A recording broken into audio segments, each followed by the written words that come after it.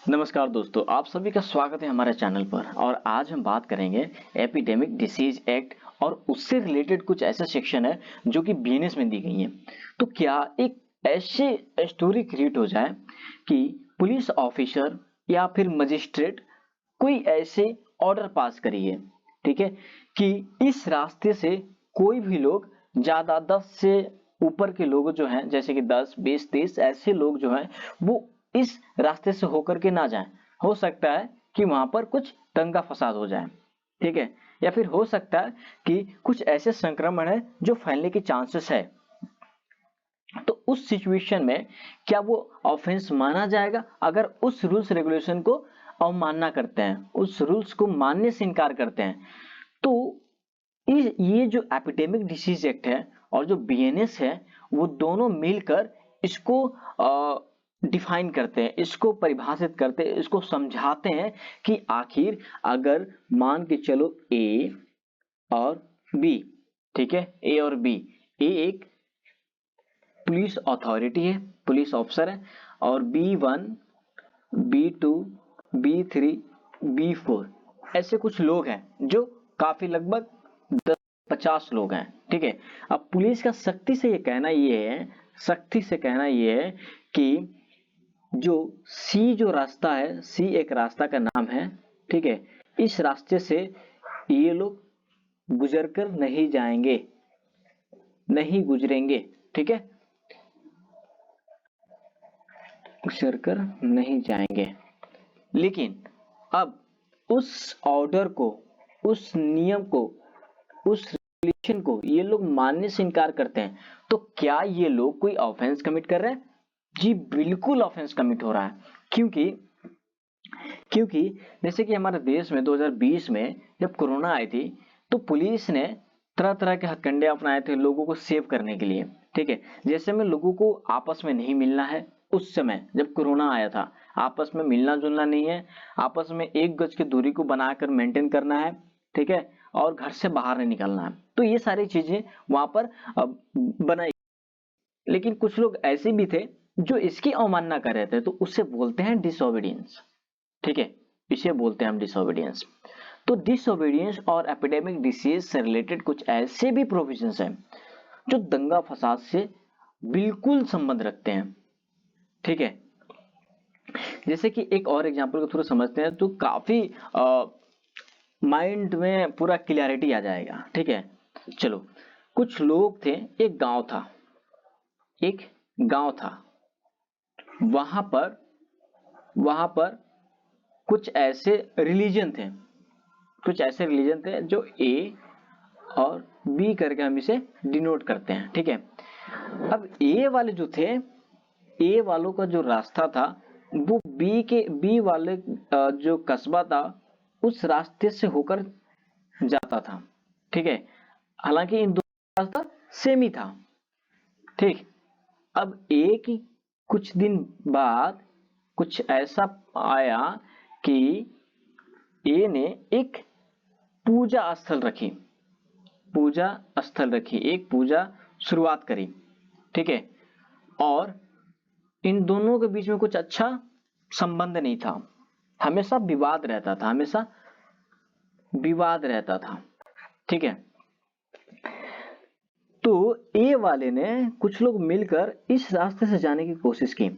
अब बी जो समुदाय था वो इन लोग पे कुछ ऐसे इंटरप्शन चालू कर दिए हैं, इनको रोकना चालू कर दिए, इन पे बोलना चालू कर दिए, इन पे पत्थर मारने लगे, ठीक है। तो यहाँ पर ऑफेंस सिर्फ इनका होगा, ठीक है।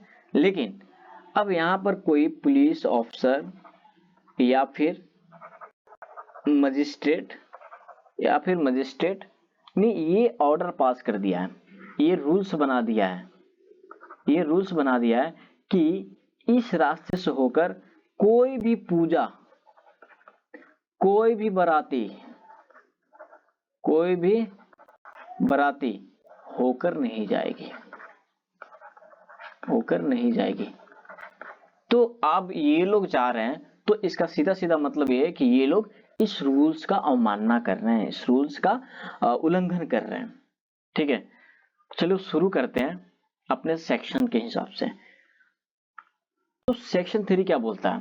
Section 3 epidemic disease act, any person deserving any regulation, कोई भी पर्सन जब किसी रेगुलेशन को अवमानना करता है और मेड अंडर जो कि इस संहिता में बनाए गई हैं उसका रेगुलेशन को डिसर्विंग कर रहा है, उस अवमानना कर रहा है, तो उसे ऑफेंस माना जाएगा एज पर सेक्शन 188 ऑफ द आईपीसी। ये आईपीसी में भी बताई गई हैं, ठीक है। अब वही सेक्शन 227 जो कि बीएनएस की है वो साफ साफ बोल रहा है, चिल्ला चिल्ला कर बोल रहा है, disobedience to order duly promulgated by public servant lawfully employed obstructed to injury. इसका मतलब ये कि ये बोल रहा है कि जो कोई भी लॉफुली एम्प्लॉयड है यानी कि विधि पूर्ण एम्प्लॉयड है, उसको एग्जाम से कंडक्ट करवा कर उसको नियुक्त किया गया है और उसके कार्य में, उसके एक्शन में कोई ऑब्स्ट्रक्टेड कर रहा है, या ऑब्स्ट्रक्टेड का मतलब बाधा डालना होता है, ऑब्स्ट्रक्टेड का मतलब होता है बाधा डालना, ठीक है। तो ऐसे में वो इंजुरी करता है तो वहां पर पनिश्ड होगी सिंपल इम्प्रिजनमेंट जो कि 6 मंथ तक की होगी, ठीक है, 6 मंथ तक की होगी, और फाइन 2,000 रुपए से 5,000 रुपए हो सकता है, ठीक है। वहीं बी वाले में क्या बोल रहा है, सच disobedience cause danger to human life, health और सेफ्टी, कॉज राइट्स, ठीक है। इसका मतलब है सच कुछ ऐसे भी डिसओबीडियंस है जो डेंजर करता है यानी कि जो बहुत ही खतरनाक हो साबित करता है किसी भी ह्यूमन लाइफ के लिए। अगर मान लो कुछ ऐसे रूल्स बना दिए गए हैं कि 2 व्यक्ति को 1 गज की दूरी को मेंटेन करके खड़ा होना है क्योंकि कुछ संक्रमण है जो एक दूसरे से फैल रहा है, अब वहां पे वो लोग मान नहीं रहे हैं तो ह्यूमन लाइफ को इंजर्ड कर रहा है ना, डेंजर है ना, तो वैसे व्यक्ति को पनिशमेंट दी जाएगी इम्प्रिजनमेंट ऑफ आइदर डिस्क्रिप्शन, जिसमें से या तो सिंपल हो सकता है या फिर रिग्रेस हो सकता है, एक्सटेंड टू 1 ईयर, 1 साल तक बढ़ाया जा सकता है, फाइन भी लग सकता है, 5,000 रुपये फाइन लग जाएगा। आगे बढ़ते हैं, वही एक्सप्लेनेशन दी गई है, it is sufficient that he know of the order which he disobey and that his disobedience produce or likely to produce harm। अब देखो ये बात साबित करने की कोई जरूरत नहीं है, ये सफिशिएंट है कि वो व्यक्ति जानता है कि महामारी आई थी, वो उसको पता था कि इस रास्ते से होकर नहीं जाना है, उसको पता था, ठीक है, कि ये दवाई गांव में नहीं बेचनी थी, ठीक है। तो ये क्या हो जाएगा, ये सफिशिएंट है भाई,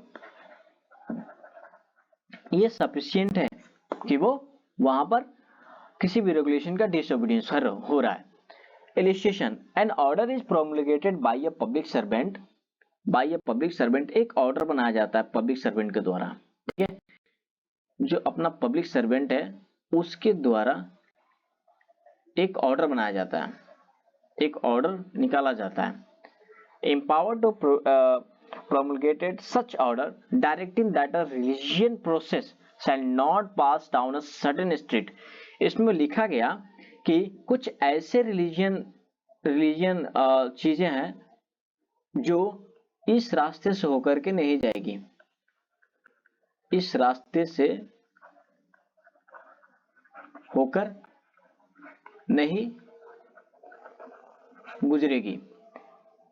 A has committed the offense defined in the section, A has committed the offense defined is the section, ठीक है।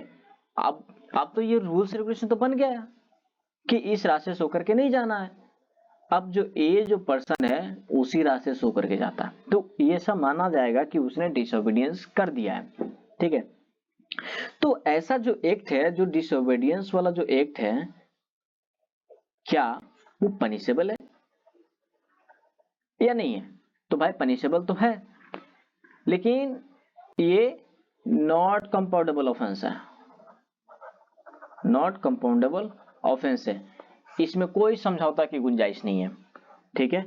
Whoever commit or abet the commission of an act of violence against a health care service और personal. इसमें बोला है कि जो कोई act commit करेगा या किसी को अबेट करेगा कोई वायलेंस क्रिएट करने के लिए जो कि हेल्थ केयर सर्विस या पर्सनल को इंजरी पहुंचा सकता है उसके विरुद्ध में, ठीक है, तो वो भी एक डिसओबीडियंस माना जाएगा।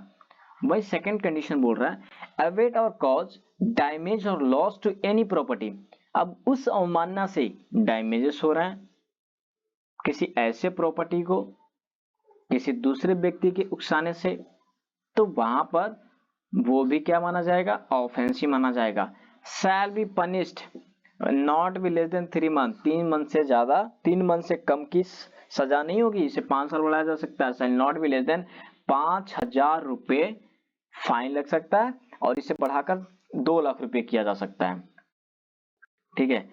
अब अपना जो लास्ट सेगमेंट है वो ये है कि whoever while committing an act of violence against healthcare और सर्विस पर्सनल कॉजेस।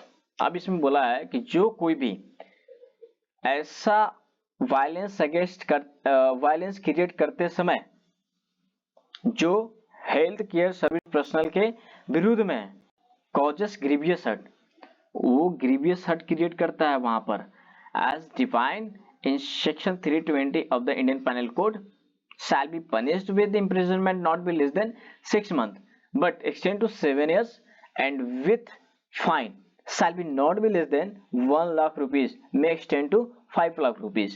अब इसमें क्या बोल रहा है कि जो कोई भी, अब इसमें क्या बोल रहा है कि जो कोई भी ऐसा एक्ट कमिट करते समय कोई ग्रीवियस हर्ट करता है, कोई ग्रीवियस हर्ट करता है जो कि भारतीय